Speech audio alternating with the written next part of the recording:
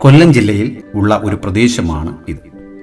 അഷ്ടമുടിക്കായലിലൂടെ സഞ്ചരിച്ചാൽ കായലിനുള്ളിൽ നിരവധി ചെറുതും വലുതുമായ തുരുത്തുകൾ അഥവാ ദ്വീപുകൾ കാണാൻ കഴിയും. പച്ച തുരുത്തുകളാണവ. ജനവാസമുള്ള തുരുത്തുകൾ വളരെ കുറവാണ്. ജനവാസമുള്ള തുരുത്തുകളിൽ ഏറ്റവും പ്രധാനപ്പെട്ട ഒന്നാണ് ഫാത്തിമ തുരുത്ത്. ഫാത്തിമ തുരുത്തിലേക്ക് ഞാൻ നടത്തിയ യാത്രയുടെ ദൃശ്യങ്ങളാണ് ഇവിടെ കാണുന്നത്. തുരുത്തുകളിൽ സ്വാഭാവികമായി രൂപപ്പെടുകയും നിർമ്മാണ പ്രവർത്തനങ്ങളിലൂടെ വികസിപ്പിച്ചെടുത്തവയുമുണ്ട്. ഇന്ന് 150ഓളം കുടുംബങ്ങൾ ഈ ഫാത്തിമ തുരുത്തിൽ വസിക്കുന്നുണ്ട്.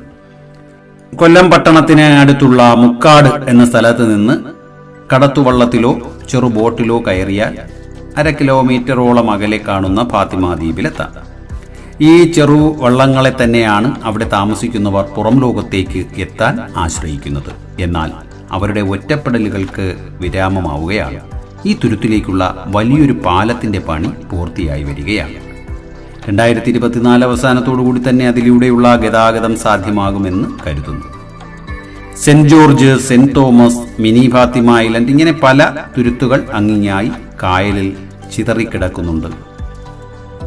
ഇവയൊക്കെ കാണുവാൻ ധാരാളം ആൾക്കാർ ഇങ്ങനെ വള്ളങ്ങളിൽ അതുവഴി സഞ്ചരിക്കുന്നുമുണ്ട്.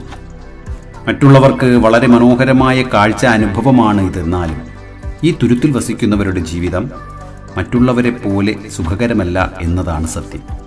4 ചുറ്റും വെള്ളത്താൽ ചുറ്റപ്പെട്ടതാണെങ്കിലും ശുദ്ധമായ കുടിവെള്ള പ്രശ്നമാണ് ഇവർ നേരിടുന്ന പ്രധാന വെല്ലുവിളി. ഒരു അംഗൻവാടി അല്ലാതെ മറ്റൊരുവിധ സ്ഥാപനങ്ങളും ഈ തുരുത്തിനകത്ത് പ്രവർത്തിക്കുന്നില്ല. 2-3 കിലോമീറ്റർ ചുറ്റളവിൽ ജലപ്പരപ്പിൽ നിന്ന് അല്പം മാത്രം ഉയരത്തിലുള്ള കരഭാഗമാണ് ഇത്.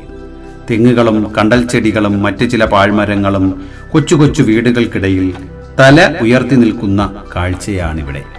മത്സ്യബന്ധനം പോലെയുള്ള തൊഴിലുകളിൽ ഏർപ്പെട്ടിരിക്കുന്ന തുരുത്ത് നിവാസികളിൽ വിദ്യാഭ്യാസം നേടിയിട്ടുള്ളവരും അന്യനാടുകളിൽ ജോലി നോക്കുന്നവരും ഉദ്യോഗസ്ഥരുമെല്ലാം ഉള്ളതായി അറിയാൻ സാധിച്ചു.